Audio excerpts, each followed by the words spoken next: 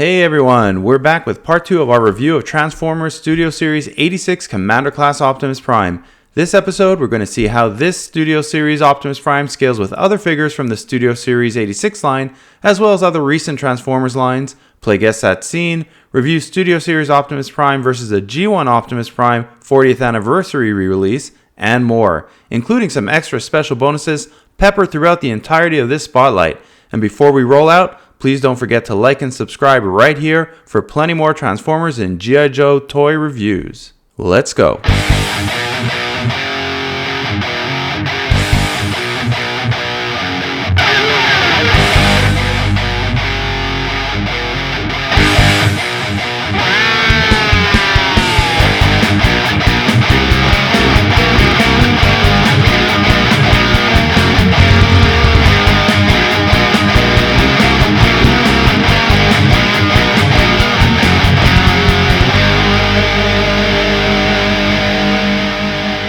Alright, happy 2025. This is our first episode back after the holidays, and boy is it a great one to start the new year with. We're rolling back out with part 2 of our in-depth review of Studio Series 86 Commander Class Optimus Prime. The bot so important that it needed 2 episodes.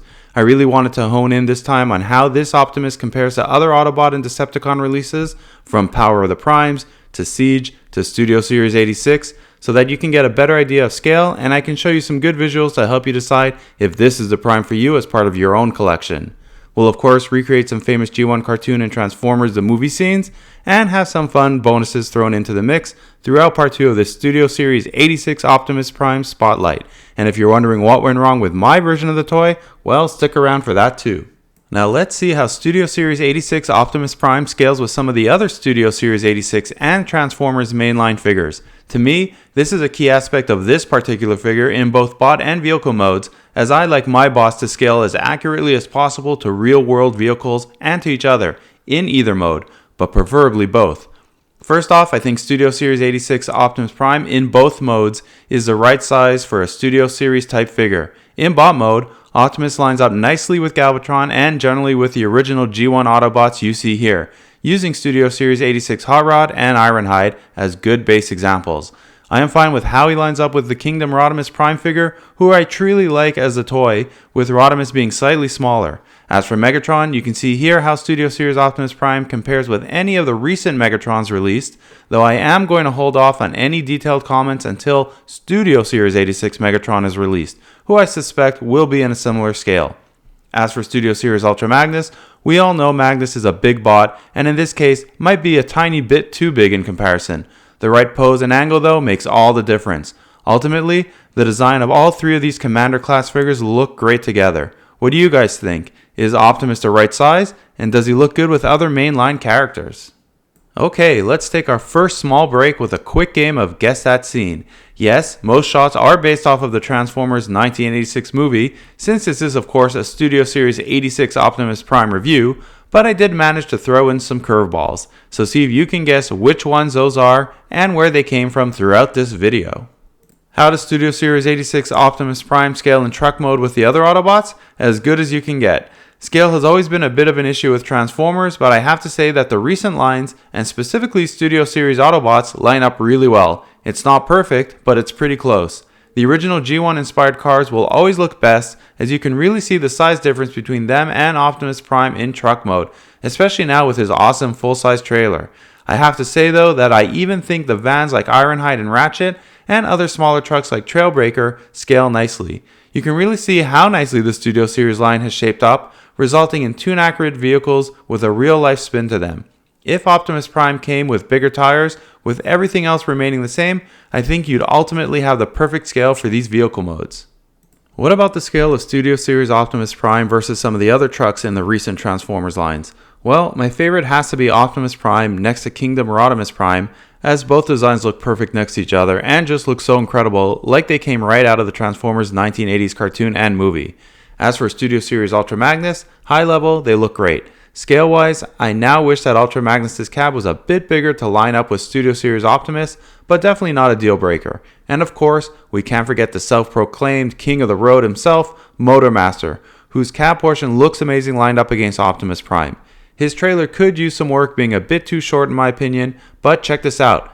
Imagine they eventually make Nemesis Prime using the full Studio Series Optimus Prime mold, trailer and all, and you display Motormaster with that trailer. Now that would be cool. Before we take a deeper dive into more of these comparisons, let's take a look at some of the fun accessories that Studio Series 86 Optimus Prime comes with, specifically the blast effects, energy axe, and launch effects you see here, which I've saved for this part 2 of the Studio Series 86 Optimus Prime review. Most importantly is that energy axe, which is probably even more iconic than Optimus's laser. Looks right at home here and is easy to connect since all it takes is a quick rotation of his hand into his lower arm to reveal the port. Add in one of the 2 blast effects that he comes with and you have a great little display idea for your collection, even better when you add in some of the other bots. All these effects tuck away nicely into his trailer like you can see here, including his laser itself, which is great for me because I always like my bots to be able to keep their weapons on them in both modes.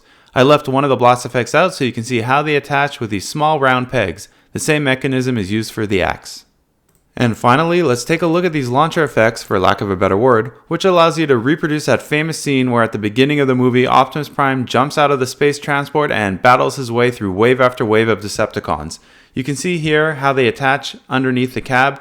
Each blast effect has a tab on one side, one on the left, one on the right, so that you know which side they correspond to for easy attachment. You can definitely have lots of fun placing him in different poses, especially when you get him mid-transformation, which is exactly how it played out in the 86 movie. Most definitely a unique and fun accessory for those who really wanted a 1986 Optimus Prime. Now let's jump right back into the comparisons, this time with a bit more detailed look at the Commander Class trucks, starting with Kingdom Rodimus Prime. Like I said earlier, I love the way these two look next to each other, with both being highly detailed figures. Now while I believe Rodimus is technically supposed to be about the same size as Optimus in the cartoon, the Kingdom version is slightly smaller. In my opinion though, it doesn't take away at all from how good these two look next to each other, and I am perfectly fine having Rodimus a bit shorter than the main bot himself. And while I did hear some rumors that they will make a Studio Series Rodimus Prime at some point, I don't see myself picking him up unless he is a new mold or is significantly different. Even then, I'd be hard pressed to replace him given how much I like this masterpiece level mold. As for the slight size discrepancy, there are a ton of innovative ways to make these guys scale in bot mode if you're a purist. My favorite being Rodimus displayed on his trailer platform with Optimus providing cover fire nearby. Again, love the truck modes next to each other with both being so large, vibrant, and imposing. It's hard to believe that SS86 Optimus is this much longer than Rodimus, especially knowing that we had such a dinky trailer that came with Earthrise Optimus Prime. And because both trailers open up to reveal a space inside for Autobot vehicles, you can have a lot of fun with play and display. It's these little details that truly make me love these releases, and it's not very fun at all when they don't share these bonus features. Speaking of which, let's pull out the most playable of the trucks in vehicle mode, Ultra Magnus, who is by definition an Autobot transport. Having these two versions of the characters next to each other is just so great now, and really brings back those original memories of these toys in all their 80s glory. This is exactly how I imagine all these toys coming together in my youth, finally brought to life in such wonderful detail and accuracy. In my opinion, we're in the golden age of Transformers. I'll note, however, that the cab portion is a bit smaller than Studio Series Optimus and was more in line with the long-running Earthrise Optimus. Hard to believe here, too, that Studio Series Optimus Prime is actually slightly longer than Studio Series Ultra Magnus. As for size and bot mode, really not going to harp on how big Ultra Magnus is in comparison. I know some have issues with his size, but I like it and I'm happy, especially since I can make displays like this one that just looks so damn good. Before we check out the last truck comparison with Studio Series 86 Optimus Prime, I had to show you guys my original Transformers comic book that I got way back when in the 80s. I was keeping this for just such a special occasion, so here it is. I still to this day remember getting this book, pouring through each panel as the smell of the comic pages filled my senses. What a memory that is as close to me as getting the toys themselves, and all those G1 comics that followed, which we still have to this date. And to add to that, I also wanted to share with you this lenticular picture that came with the 20th anniversary edition of the movie, a classic in our collection as well. Now, onto the last major comparison, which has to be one of my favorite Autobot vs. Decepticon pairings to date, Motormaster vs. Optimus Prime. But since we already took a bit of a look at these two at the start of this episode, I thought it might be a bit more appropriate to have all three semi-trucks next to each other for this section. Man, if I could have 10 more versions of semi-truck Transformers for our collection, I'd be all over that in a heartbeat. From the cab perspective, I think it's great that they all have a different look and feel to them, with Motormaster being the best looking in my opinion next to SS86 Optimus. Side view without the trailers looks good as well, but do wish Motormaster was a bit longer, even though I think it was the most realistic back hitch area portion out of the three. As for the trailers, look, Motormaster's trailer isn't going to win any awards for Best in Class. It definitely serves its purpose though for the combiner portion and doesn't look half bad. To be honest, if it was as long as Optimus's, I think it would be pretty great.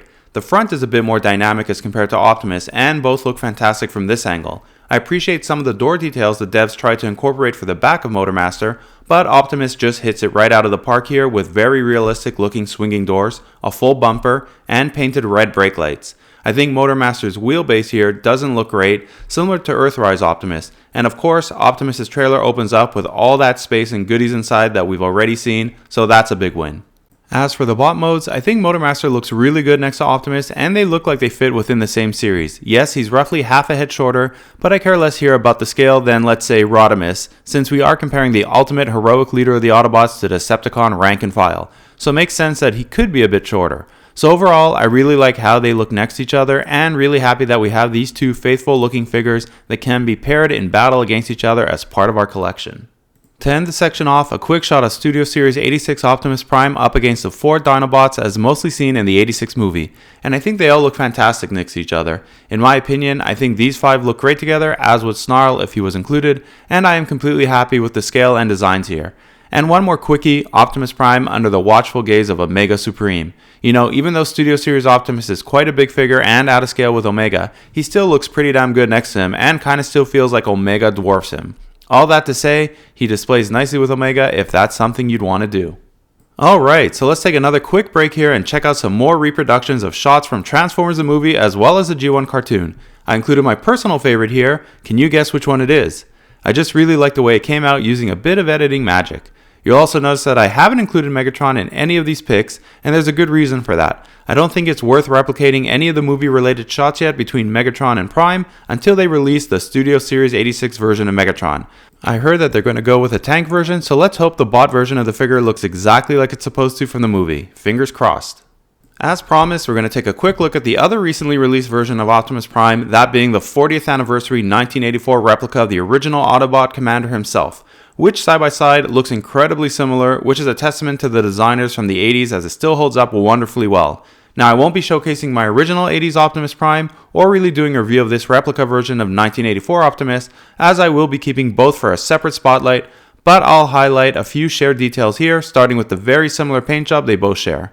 This 40th version I feel was painted in such a way as to mimic the movie and Studio Series version rather than the original 84 toy itself. You can see all the similarities in color from the silver gray to the white highlights and even the lack of stickers instead replaced with decals and molding. Other than some of the minor differences in design and of course the limits due to engineering and transformation from the 80s, these guys are both great to have in your collection if you're old school fans. And one of my favorite bonus details is the laser Studio Series 86 Optimus Prime comes with, as it is a complete faithful adaptation of the 80s original one, which I feel is a must and was a minor miss with Earthrise Optimus. We get a nice full version of the iconic laser here, which is just perfect for the heroic leader of the Autobots. The similarities between the truck modes of Studio Series 86 Optimus Prime and the 40th anniversary Optimus Prime re-release are hard to miss. This is completely what the 1984 Optimus Prime would look like today with modern engineering, taking into account the details of the 86 movie, of course. What's even more amazing is that the full trailer modes are almost the same in length. I keep hammering in this point in both parts 1 and 2 of my SS86 Optimus Spotlight, but this full-size trailer was a must for this Studio Series figure, and I'm so happy they made it the right way. All the details from the original are included, but more than that, you have an Optimus Prime vehicle that actually looks like a real-world semi-truck and trailer. And while we're on the topic of the trailer, you have a really nice homage to the original roller that came with the 1984 version, though this time in the cartoon-accurate colors for both these versions of Optimus Prime. It can generally do all the things the original roller could do, with a few differences. The first being it is missing Roller's little gas pump accessory, though you can actually add the 84 replica version to your Studio Series 86 roller. The second is an upgrade and taken straight out of the cartoon, as both versions of Roller can pull the trailer of Studio Series 86 Optimus Prime, which is just awesome for those of us that remember him doing this in the original 80s cartoon. Unfortunately, the corresponding connector is not there on the 40th anniversary trailer. Another fun bonus is that both rollers can accommodate the Titans Return Headmasters and Power the Prime's Prime Masters, with Studio Series 86 Roller being able to carry 4 and Roller being able to carry only 2. As for the repair bay version of these two Optimus Primes, they're very similar in function and style, but I have to say that the 40th version wins by a long shot with respect to design and playability, having removable missiles, a bigger and more detailed repair bot, and a working launcher for Roller. You're also missing some of the side control base areas on the Studio Series 86 trailer, which is replaced instead with a ton more molded detailing and places to store some of the accessories. But overall, these are really only minor differences in the grand scheme of things. By the way, just discovered after 40 years that there's a spot for Optimus's laser in the original trailer. Who knew? Quick call out to Don't Care About Offending and PK Tattoos for correcting me from part 1 and confirming that the front hip skirts of Optimus Prime 86 do move independently. I'm guessing at this point you're probably still wondering what the issue I alluded to is with my personal Studio Series Optimus Prime. Well, the first run of this figure had the feet/tail lights placed in the wrong position and on the wrong side. They're actually supposed to be flipped around and exchanged between the two legs. Ultimately, it has a negligible effect on the look as the lights still end up in the correct orientation and has zero effect on the stability, as you can see here, since both the bottom and the top of the feet are generally flat with only minor molded detailing. Anyway, sometimes it's good to wait, as apparently this issue has been corrected on future production runs.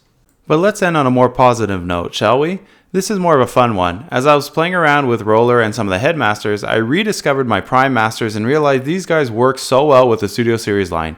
They're essentially updated Pretenders and generally in the right scale to use with the bigger Transformers. I didn't appreciate the Pretenders from back in the day, but have to say I love the way they incorporated that concept into these minifigures and happy that I started using them again. What do you guys think of this mashup? Let me know in the comment section below. Okay, one last round of Guess That Scene as we close out this special two-part spotlight on this incredible figure that is Studio Series 86 Commander Class Optimus Prime. If you missed part 1, I will include it in the description section below and at the end of this video, so check it out as it has a ton more info on this toy, including the step-by-step transformation, a comparison to Earthrise Prime, and the complete review of the figure itself.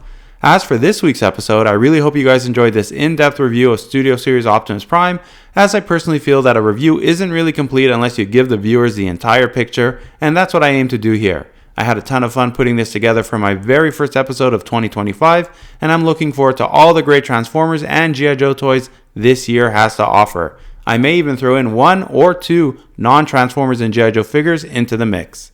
See you all next time, and remember, it's all such heroic nonsense in the end. Transform!